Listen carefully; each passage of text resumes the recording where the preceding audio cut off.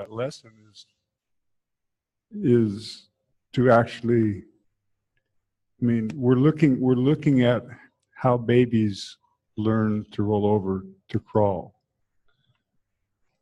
This is a stage in the baby development at about 5 months. And the intention, and so we have the question of whether the lesson, whether a person, as they're lying, whether it's easier for them to roll onto one side, to lift themselves as if to crawl, or the other side as if to sit, to bring themselves to sitting. Yeah, we played back and forth between sitting and rolling and turning over. And when we, in this particular moment in rolling, we turned with the intention to lift the head so that we could be in the position with the head on the horizon and prepared for crawling. We saw that when a person went the other way, that they really began to round themselves, and it began to take them into a place where they were ready for sitting up.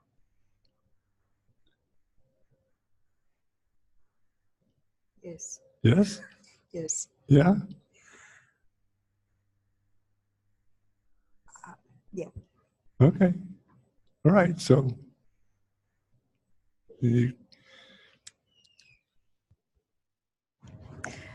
I think your question was like, when did we see that? And I had just said when we were watching Anastasia, that's her name. And it was that exact moment, like whether she was coming up to sit, and like that pause, right. That moment where it was just, you could see it happening, like processing in her head which way she was going to go. Yeah, you could see, and one was far more familiar than the other, right? And so until she could actually pause it, she was going to engage in what was familiar to her. And it took a real act of attention for her to suspend that habit.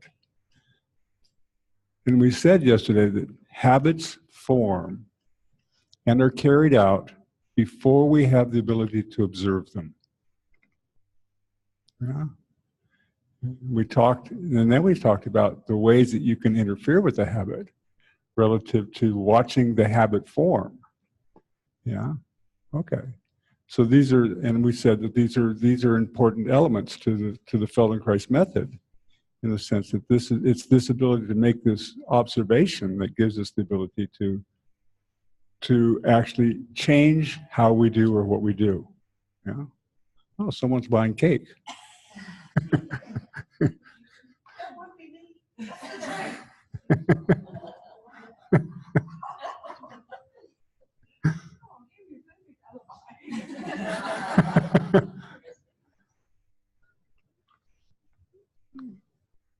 So how can I help you? Okay, so I would say that the first thing that we came to understand yesterday, the ATM lesson, was to demonstrate that for the most part, people have within themselves patterns that are hidden, that they've had within themselves since they were babies. Yeah. That these basic processes, if you take a 5-month-old, or you watch a baby go through the baby stages of development, and you can see that there are basic steps that babies go through. Each baby goes through them individually, but in general, we can see that babies tend to be asymmetrical in their development. Yeah. Those patterns are alive and existing within us today. They're the basis from which we build all of the other patterns that we have. It means that it affects the way that we would, if you were a skier, that would affect the way that you would carve your turns. If you were a surfer, then it would affect which way you put which foot forward, which foot back. It would, all the different things that we have to do with throwing and all the different things that we do in life. If you're a ballerina, it would begin to affect which foot you would stand on more clearly, which way that you would be able to pirouette more clearly. And of course, you can train yourself to the point where you can make these things more and more symmetrical. But for the most part, we're engaged in these patterns in such a way that they're implicit within us, and we don't see the degree to which they are a part of the way that we interact, especially in our Feldenkrais awareness through movement universe, until we can actually observe them. Yeah. So the first part of the day was looking at patterns, yeah, so that we can grasp, really deeply grasp. But there are that how we find the patterns. Yeah, okay. Go ahead. Could I just ask a question Yeah, about please. that? I find for me that I'm going to contradict myself, but first I'll say the first thing, which is sometimes it's helpful to me to think relationally, that is to say, about what my right leg and my left leg might be doing. So when Anastasia was at that point where you were asking her to pause, and then you were doing a small amount of reversing, going back, whatever. It seemed to me that part of what, now this may not, she's not here, so I can't ask her, whether in fact she was thinking about, in a sense, what she needed to do was sort of reverse the pattern of her right and her left leg at the point at which they crossed over, if you see what I mean. She had a tendency for her left to go up, and it needed to be her right that went up or across, something like that. Yeah. And I often find, particularly when Linda is teaching me a confusing jaw ATM lesson, it's very helpful for me to think about taking my jaw to my one or other shoulder, so I find a relationship in my body. Is that something we have a tendency to do anyway? And so it's a pattern we can work, and that's a tendency we can work with. Or is it something that, in a sense, can come with doing AT? In other words, it's an awareness that can come, or is it an awareness that we build on? Both. Both. Both. Yeah, no, I mean, we can't exist without triangulating our experience. Yeah. I was very careful to make this distinction between right and left yesterday. Yeah, very, very careful. So is that hard for people who have trouble with right and left? Or is it that they have a felt sense of right and left, they can't always label it? They can't always label it. Yeah. But for the most part, when we look at, even when we go back to the very beginning of the training and with the very first conversations about how do we orient ourselves, yeah, and you're asked to lie, someone lies on their back and someone lies on their, and stands up, and you say, place your arms overhead. And sometimes the person on the floor will place their arms toward the ceiling. So they're orienting themselves relative to space. Overhead to them means relative to the external world. So in our training process, we always relate to ourselves from within ourselves. Overhead is always overhead. Yeah, even if you're, where's overhead if you're upside down? Yeah, so we always have this relationship of overhead. So we're continually working on with people in the class to find how they're going to orient themselves. And some people will do it auditorially, some people will do it visually, some people will have a kinesthetic sense. And sometimes the language of the lesson doesn't speak to the people in the language that they're used to listening to themselves with or experiencing themselves with. And it creates confusion for them. So when I'm teaching the lessons, I try to give many different threads in the weaving of the lesson so that the lesson eventually can be heard. Because when something is really profoundly missing in our self-image, yeah? So when did we have an example yesterday of something profoundly missing in a self-image? Ruth's. With Ruth. Left leg, I think. With her left leg, yeah. Her knee. Yeah, we had this moment where you could see that she relied completely on the way that she experienced the rolling over her right hip, and that the left hip limped. It just followed along, because somewhere in that image, she's never been able to recover from the compensation that she formed that was necessary, crucial for her to form at the time of the injury. Now, when we think about this, let's keep unearthing all the things that we've done, right? In other words, we spoke about what happens when we start to make these movements with the ankle, in which we awaken the proprioceptive receptors in the ankle. Why do they go to sleep? They go to sleep for two reasons. What are the two reasons, can you imagine, that the proprioceptive receptors within our system go to sleep? Okay, so trauma. So in what way in trauma? How would they go to sleep in trauma? I don't You're know. on. I'm on. In what way they would go to sleep? Soundly? I don't know. Yes. And they're a lot better in a Tempur-Pedic bed than they are in a Orthopedic pillows. yeah. So, In a way of shock, they could have been right, shocked so right. deeply that they just Okay, don't know what to do anymore. So trauma is an interesting word. Yeah, trauma basically is anything that happens to us, physically or emotionally or spiritually. Wherever you want to put that, anything that happens to us, that we don't have the resources to meet that moment. Yeah. Something happens to me and it's a terrible situation, but I have the resources. Then, for the most part, I'm not going to be profoundly injured by it.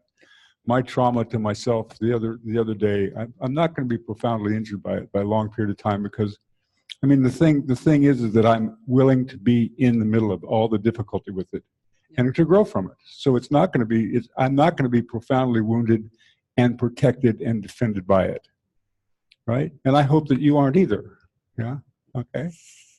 All right.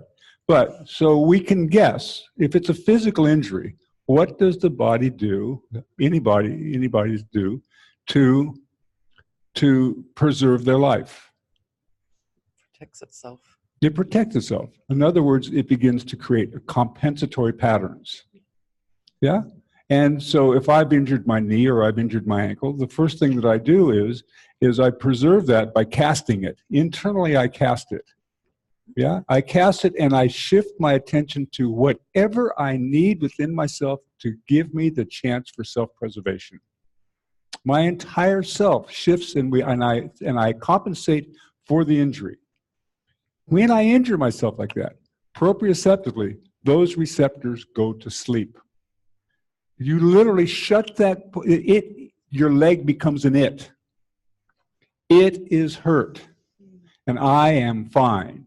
I mean, I'm just giving you, and you can almost watch the way that the person divides and maintains the compensations within themselves.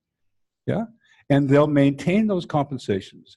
But proprioceptively, the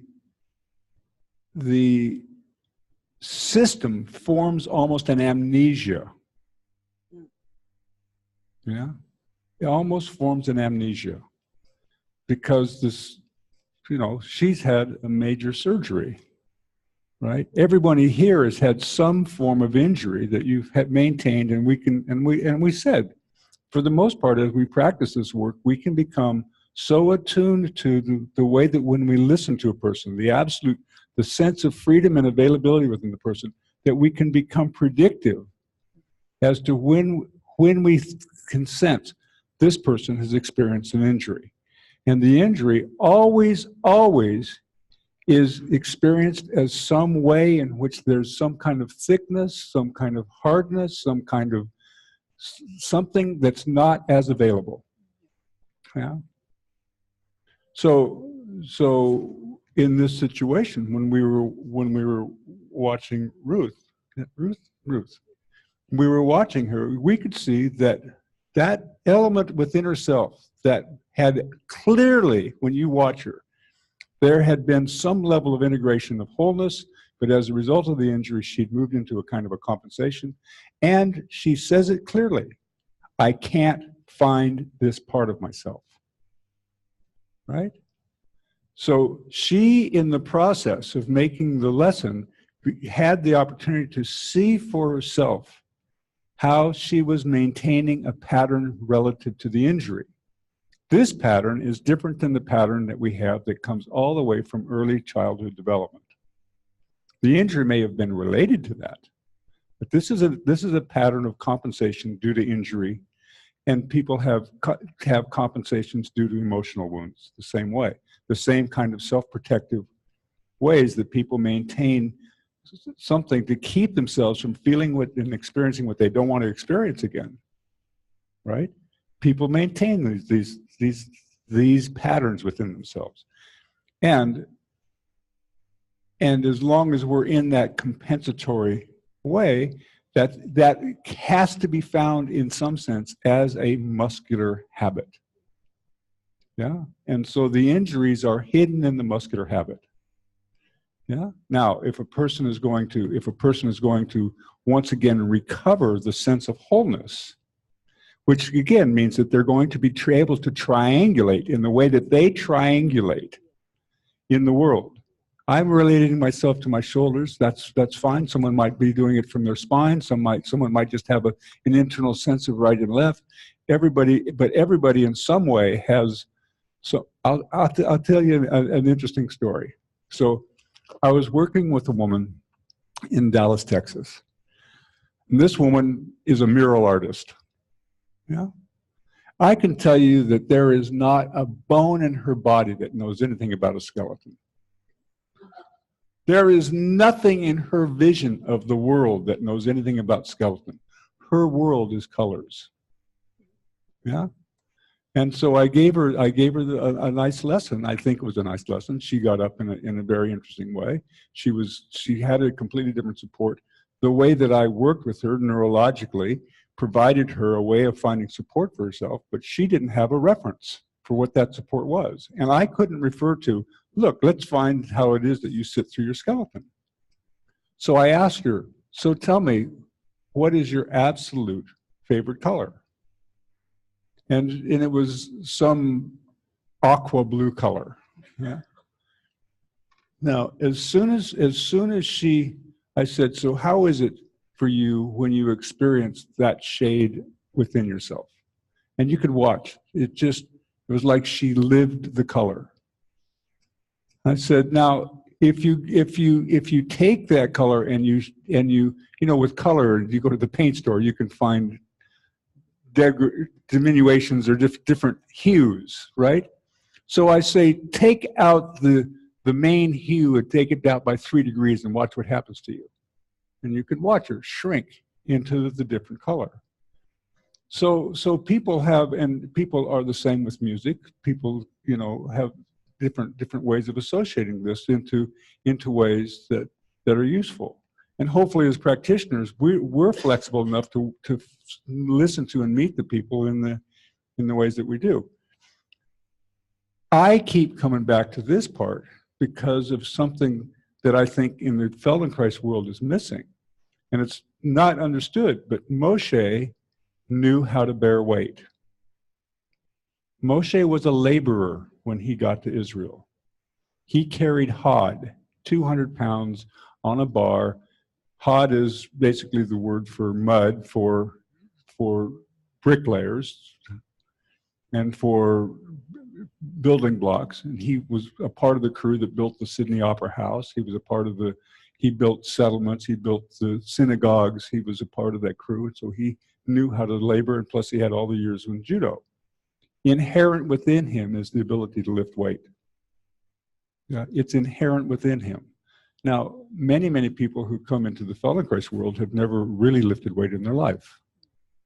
Yeah, have never really been in the world of actually being able to support and bear weight.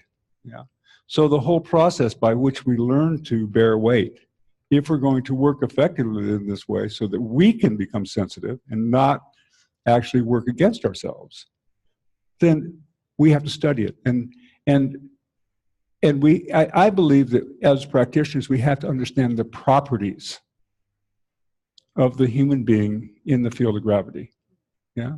We have to understand what it means to utilize our skeleton. We have to understand these things. It may not be, your work may do something completely different, but I think as practitioners, we have to have some sense of these properties. Okay, so two things then. We saw the possibility of looking at and seeing that people in and of their nature live with, and they've acquired patterns that they've had since crawling. It's clear. When I told you about my babies crawling, I told you, and that we spent some time yesterday morning and we looked at the patterns, and then we took that into the process of rolling. So we took the process of a well-known lesson and we started to look at the properties within that as to when unconsciously for many of you, we find that when you make this movement to go from one side to the other and to the flexing on one side and flexing on the other side, that there's a moment in the movement where on one side you go into a kind of an extension and on the other side you go into a kind of a flexion. And in that process, there is a way in which that you can see that it begins to affect how you would actually sit up on one side and the other. Okay. So we started to look, we looked at these things. So we looked at patterns, we looked at the process by which once one recognizes what one does, the ability to suspend it long enough that you could actually begin to explore. But the pattern keeps coming up and up and up. So there has to be something that's rigorous in us to look at it in a way that can be useful for us, in the sense that we can learn to alter the pattern. Yeah. I said to you that I believe that this is the bedrock of the Feldenkrais method. That this ability to utilize these concrete processes to actually come to the place where you can watch how a pattern is initiated and how you can actually suspend it. Yeah. For the difference of looking at how we are habitually organized in the world in order to gain a sense of meaning by what we can produce, relative to learning to really profoundly and deeply care for ourselves and have the resource within ourselves grow. These are different paradigms, and I believe that that's part of what we do in this method. We saw an example with Ruth, and we saw an example with Anastasia as to how to interrupt the pattern. Yeah. Now, what was the process by which the pattern was interrupted? And what was the story I told that helped you about how Moshe changed for himself?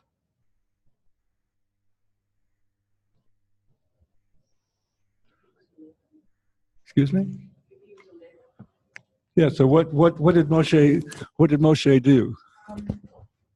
He You have to talk, there you go, okay. thank you. He saw that he was inadequate in some area, Yeah. and he decided to himself at 11 that he would become,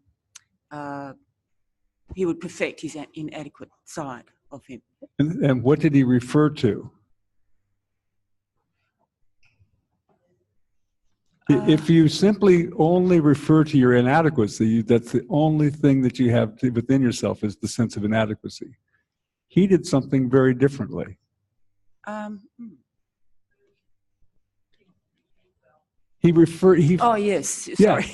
Yeah, he referred to something that he did well. Did well, yes. Yes. Yes. Yeah, and so how did I take that process of referring to what the person does well as a part of the process of working with both Ruth and Anastasia yesterday? Well, there's a sense of ease and grace. If you can do something well, Yes. then you will be able to compare to something that you can't do well. So then you will have a differentiation, and you'll be able to perhaps rectify what's. Okay, so let's be really specific, because this is you with Ruth, right? We went, how many times did we go to the side that was really good? A lot. Yes, more than the other, yes. With the intention that each time she made the movement, that she could find within herself how cohesive the movement was, how all of the bits seemed to be integrated and work together. Yeah? Mm-hmm. And then we did something. We had her begin to make the movement to the other side, and we watched the moment that it fell apart. Yeah? And then what did we do?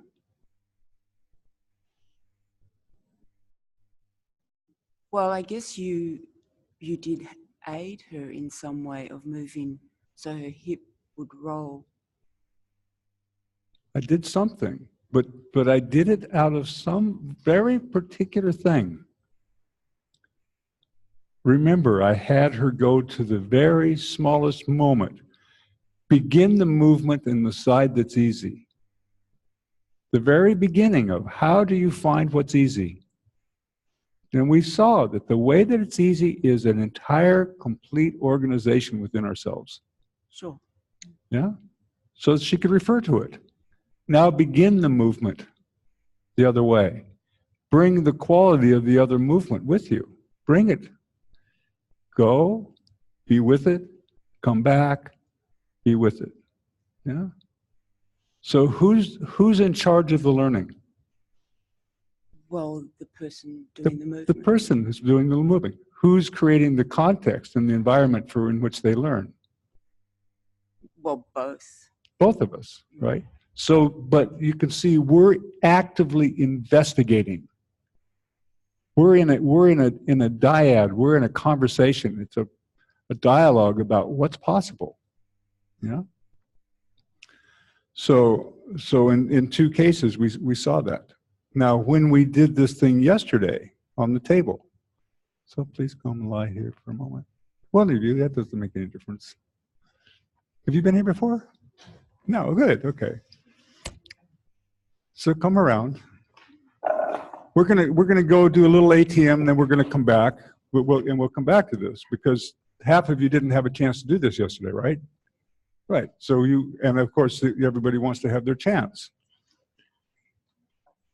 But within myself, I have to have some kind of an idea. And in this case, the question is, which way would she go to sit up?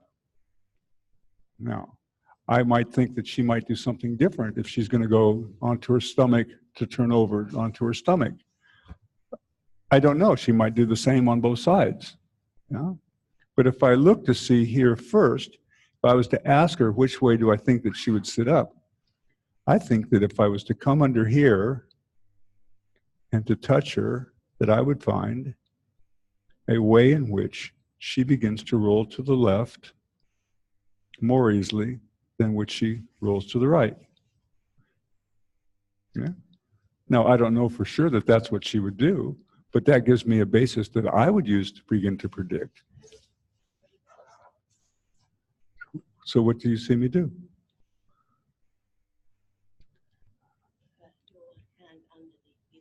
I put my hand underneath this, and I'm listening to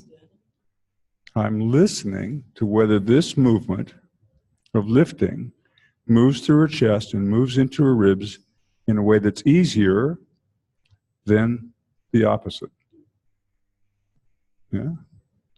My prediction would be that it would be easier for her to make the movement to go that way, and that she might use that internally as the basis for going to turn to sit up. And my prediction is that if she wanted to make this movement to come onto her stomach, that it would be the easiest for her to make it so that she would be able to do that. Yeah, I'm taking you another step. We didn't look at this yesterday. I think that she might, look how easy she lengthens on this side. Yeah. Now it's a funny thing, because if I ask her to take her scapula underneath here and to turn here, it's not so easy. Yeah? It's not easy. Here, it's not a problem. And here's not a problem. But here's a problem, to go that way. Now let's see what you would do. If you were to get up in a hurry, which way would you go? It's okay. Yeah? And it's a particular way that she gets up. Because when she gets up in a hurry, what does she do? She puts a weight, and you watch. Go ahead and start the movement. You can see how hard it is for her to actually lift this length way out here to go that way. Yeah? So again, it's not right or wrong. It's what does she do? How does she organize herself to find the points of support? So she gets up by taking this all the way through this arc to get up. Yeah? As opposed to coming here and placing her ribs underneath herself.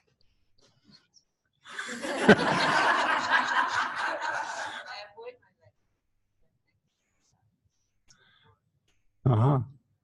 So now we have the whole world of lessons, don't we? We begin to understand. She avoids the left because the left side of her neck is always tight. But there may be reasons, functional reasons, that the left side of her neck is always tight that haven't been investigated yet. Okay? All right. So you can see that she's actually very, very good on that side. Did you see how quickly she turned and organized herself to go down? It was beautiful and very different. Okay. All right. So those are the main themes from yesterday. Yeah. Was there any other themes from yesterday that you think were important, that as you understanding some of the basic tenets and underlying processes of the Feldenkrais method? Julie. When you were oscillating underneath her Beck's scapula yesterday, Yeah. I think, so it may not be right, but I think that she started to raise her knees rhythmically, which was the start of her beginning to get up. Right.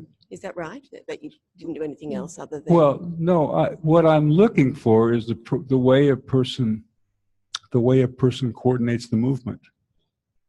Yeah. And again, these are all things eventually you'll investigate. But if I make this movement and I start to watch this movement as she coordinates the movement to come over here, yeah. If she was to sit up, at what point in time in the lesson do we have? You can see that she's waiting and waiting and waiting. Her legs haven't begun to be participate at all yet. Yeah. If I come here, at what point in time? Yeah. Even if I take her to the point where she starts to sit up, you can see that her right leg just now begins. So, and we're used to lying in having lessons in such a way that we wait and we wait and we wait. But I can tell you that Moshe at one point in time said, in a lesson we work in such a way that we help the person to the point that they take over the lesson themselves. Yeah. So if you've done the shifting and you think you've identified which side they're most likely to roll to, yeah. Then how, because I think yesterday the idea was to get them to a point where they can sit up easily. Like, yeah. What do you do after? I want to know. I'm asking you, what's the next step? What next step? You've identified the side that's easiest to roll to. Right. You're encouraging them, they're not moving their legs. What do you do next to help them sit up? You're asking for 2 years, the next part of the training program. No, I just abridged. The first thing that I do is like we did yesterday, which is to have the person discover that they can find the means to go both ways easily. Yeah. Now, if she comes to the place, let's just say that, well, let's just for the moment, let's take her the direction that she finds easiest to move. Yeah, so I invite her, look, this movement's easy. How will you make this movement easy? There you go. I've touched her, and she now has the ability for her ribs to go to the table. Right? Yeah. Now, what's another element of the lesson? The gap under her. What's another element of the lesson? Suggestion. Yes, I'm suggesting, but look, I'm not just suggesting. I'm not making this movement so that her head is heavy here. She can't hold her head here. If I let go of her head, she's asking just her neck to hold her head. What does she have to have if she's going to be able to sit up with ease? She has to be able to be in a position where she can move to the next point, doesn't she? Mm-hmm. So you Yeah. put her in that next. I help her find it. I help her find it. I help her find it. She's still not in the position. And she knows that if I let go, that she doesn't have the support. So now the lesson's taking place. She internally knows. And so I'm always thinking, how can I move her in such a way that she could actually take over the support for herself. Mhm. Yeah? Okay. So if I leave her at this point, Yes, can it she won't be. support herself? No, she's still not happy. She's closer, but she's still not happy. So something is still missing in her self. Aha, what else is missing in your self-image?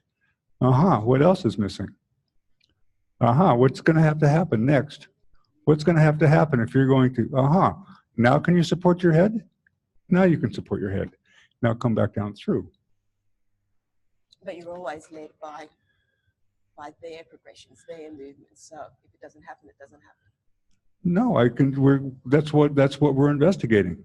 But the main thing is that she's investigating the process. Yeah. The goal of sitting up isn't the main thing. It's a direction. So now what does she have to do? Now she starts. Now look at the way that her left leg is such a heavy weight that it's keeping her from actually being able to move. Isn't it? Yep. Yeah. So let's watch what happens when she coordinates the movement on this side. Look how fast her leg comes in. It's funny. The side that she thinks is more difficult that she never goes to is actually the side that has all the elements of the lesson within it. Yeah, because you can see now she's still it's still waiting. Did she have a knee injury, an ankle injury? Maybe multiple on this side. Yes, but which side? Which side? Yeah. Okay. So we begin to really, that's right. And so now the whole lesson now begins to come. Is she going to come out here? So she has this weight where she has the weight.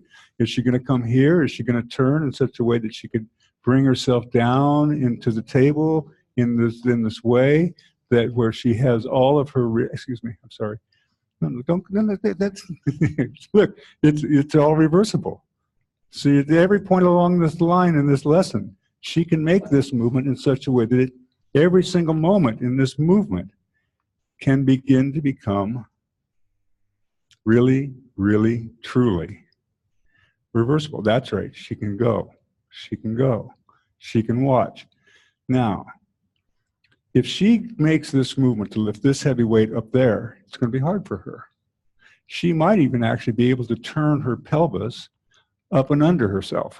And what does it mean by that? And that's a whole other part of the lesson. But she literally is going there and there and there and there, and so that she can begin to, because now with what she just felt, the world opens up to her. Yeah?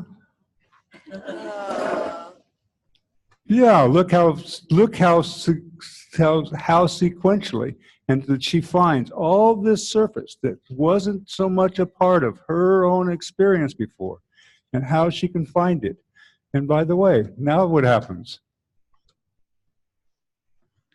Yes? That's right. It's all right.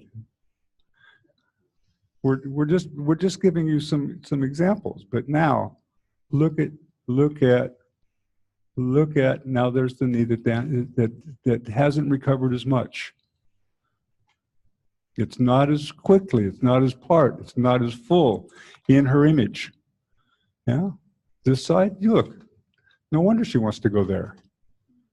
Yeah, there are elements in her image that are available to her. Yeah. Please just rest for a moment.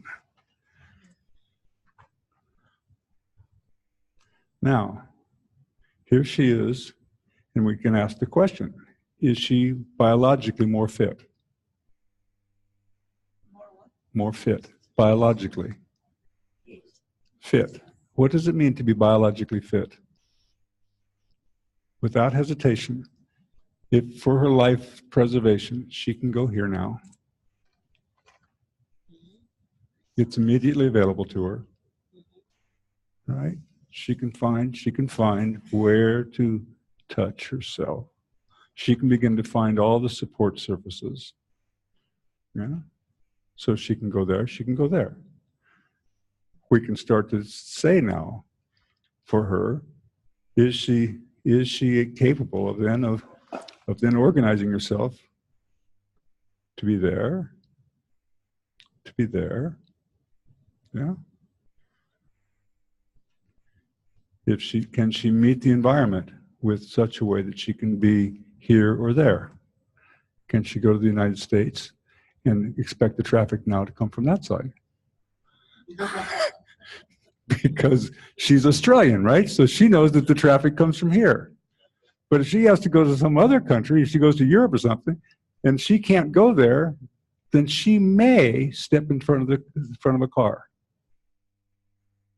because it's not immediately available. Yeah? Now that's a funny way to think about it, isn't it? But actually, if she can't observe that much of the world as easily as she observes that much of the world, and she's not in the place of being able to do both, then biologically she's not fit. Yeah? In the way that we would like a person to, that we would hope that a person would experience. And a person who experiences that kind of a fitness internally with regards to their internal sense, the internal sense of security. What's their internal sense of security? So now please roll to your side and come up and sit. Where do you go? Do you go there? Was it because I touched you there, or was it because it was available to you? Yeah, so like going there. So take a moment and tune into your experience.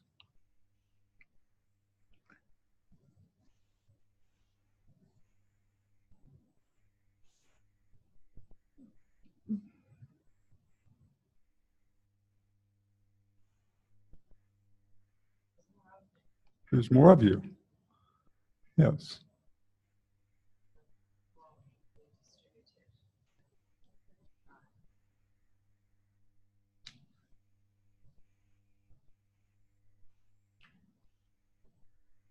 And your sense of, I'll use the words collected and composed.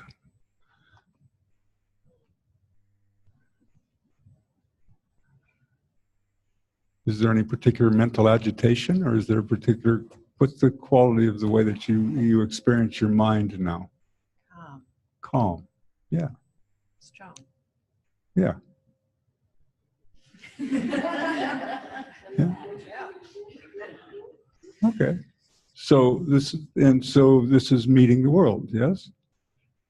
So now we're going to do a little something funny. Is there any particular thing in life where you shrink into yourself?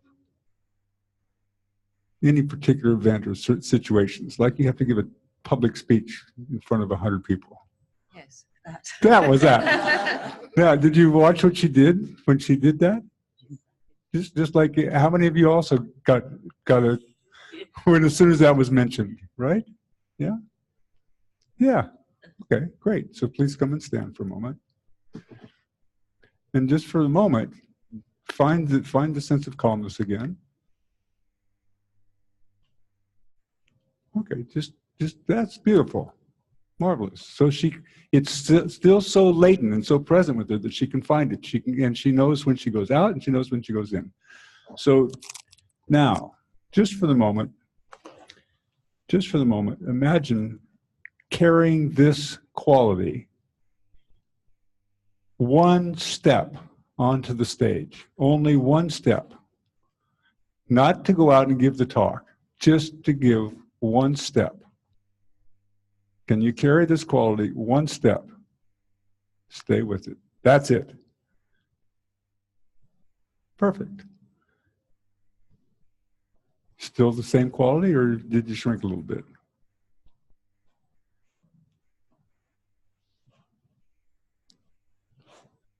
Yeah. So you know it's possible to move forward in that a little bit. Not to do the whole thing, but in small approximations, you could prepare yourself in a way that would make that a possibility for you. Yeah? But if the thought comes up and you immediately go into the other place, then it's going to be very difficult. So you have to, this is what I think is very important for us. This moment in the lesson where this kind of composure is found, yes, also then in the area that you find yourself inadequate, how can you begin to take this quality into the areas that you most find yourself inadequate? And it doesn't mean to prove yourself. It just means, can you find yourself, bring this quality so that your life becomes more and more whole in the way you would like it to become? Yeah. So again, this is where I think that we have an advantage. Yeah. I don't think 10 years of psychotherapy would necessarily make it so that you could, that step would be available to you. Yeah. Yeah. This particular kind of composure that is tangible, palpable, physically, kinesthetically experienced. Yeah. Yes. Look at the way she stands, she comes, her head's on top of her spine. There's a particular fullness in her. Yeah.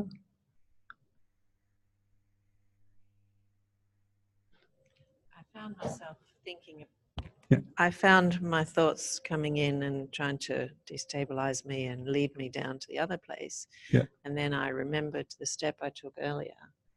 And as an experiment, I took another step Yeah. to see if I could go back to where I Right. want to be. Right. And that. Right. Now, let's neurologically understand that. This is a very clear neurological process, right?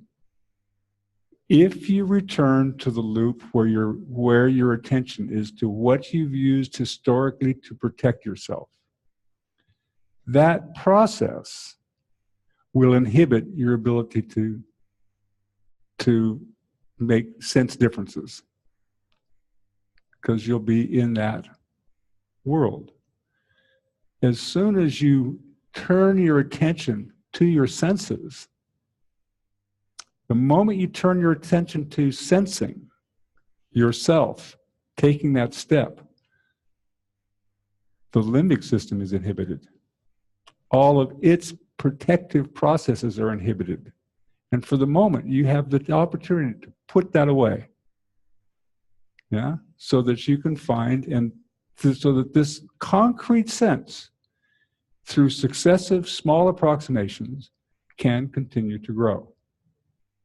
Yeah, and as practitioners, one of the things we do is we help people make these small steps that they don't even know that they're making, but they find themselves able to enter into their domain, into their world, with a greater sense of aplomb, dignity, grace, elegance. Yeah. Yeah. And it mostly comes because they involve themselves, for me, in my way of working, is they involve themselves in the process themselves of making the discriminations, which means when they're in that discriminative process, they cannot be where they were historically. That whole other heritage, for the moment, the way that they hide their habit in the muscular act, yeah, it is suspended. Neurologically, it's suspended. So something else can arise. Yeah. So the way to control that is to voluntarily go into your discriminating, sensing, noticing. Absolutely. The moment that which is well known, and you know it because you can sense the entire physical, but you can't know it unless you've experienced something other. Yeah, until you've experienced something other, you can't notice what is which is how you know yourself. Yeah, because what are you going to notice? How you know yourself, right? Unless there's something concrete and clear, that's something different, and it has value. That you come to know that this has value. And as practitioners, we have to help the person discover the value that's in it. Yeah? Is it a greater value for you to have a sense that the words you used, what were that you have a sense of There's more of me. there's more of you. More equally distributed. Right. Is that something that you would like to carry for into your life more? Yes. And if you could do so, would that enhance the quality of your life? Yes. Yes. Yeah. So when I find myself lost in that other place, Right. I've got to be able to remember the words I used and recall that experience, because I'm not able to capture it right now Right. because I'm in the habitual. So it's useful to have a descriptor then that you can recall and Whatever anchor you need. an anchor. The woman Yeah. with the blue blue. had to remember blue. Yeah. Me, I remember the way that I draw the earth into me. So That's when you're in the place you want to be in, make that as vivid, as detailed, as rememberable as possible, so that when you're lost, and refinable. and refinable. Don't leave it, because otherwise people are going to say, how can I keep this? Okay. This is a beginning place into elegance. People want to keep it, and all of a sudden they return back to utilizing this as their sense of safety. The safety in the person is the instability of the continued process of refinement and being curious and it's the continued ability to enter into, I don't like the word the unknown, or continually letting your curiosity expand and to find that this quality is refinable and refinable and refinable. Right? Now we become a more human, which was Moshe's dream. So I'm not trying to remember the place I was in that was so wonderful, but I'm trying to remember the direction I was going in and the way I got there. Right. So that I can go to that wonderful place and then make it even Right. more and continue. And you can and you learn that the process that process that got me there. That got you there. And the first thing that happened in the process was that you returned to taking a step in this case. Because in that step, you had some kinesthetic sense of wholeness that you could replicate, right? And as soon as you did that, in order to produce that, you had to inhibit what you were doing before. You can't do them both at the same time. Yeah? You can't do insecurity and fullness at the same time. You can't do yes and no at the same time. In order for one to appear, in order for the rolling to appear, I'm sitting here and to be at this place in the lesson where I'm going to roll to sit, roll to come onto my stomach, and then I'm going to roll to sit up.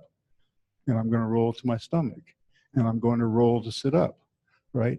In order for me to be able to be at those points, one after the other, then I have to have the moment in which I have to inhibit. Now my leg is going here. Now I have to be here and sit. A microsecond. But I have to know exactly that moment and be able to utilize that moment, don't I? I have to be able to be in that kind of a process. And if I don't, then I have to have very clear points within the process that I refer to when I know that I'm not doing that. Yeah?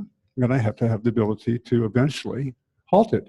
Now, in some kinds of ways, when I'm halting it, it might take me weeks. Some of the things that I've had the most difficult things in my life taken months. Some things years. Yeah? Deeply, deeply ingrained social attitudes or whatever that were ingrained through my family or whatever. Those things, if I don't pay attention, they become intact again immediately. Yeah. I mean, for years, my safest place to be when I was with my family was behind a magazine. Right? Because, and I'm not going to go into all the details, it took me years to be able to be and to listen to the conversation and become a part of the conversation and not be aggrieved by the conversation. That took me years. Yeah. All right. Was this useful this morning? Useful for you to sense? Okay. How about we go back and revisit a little bit of the ATM from yesterday?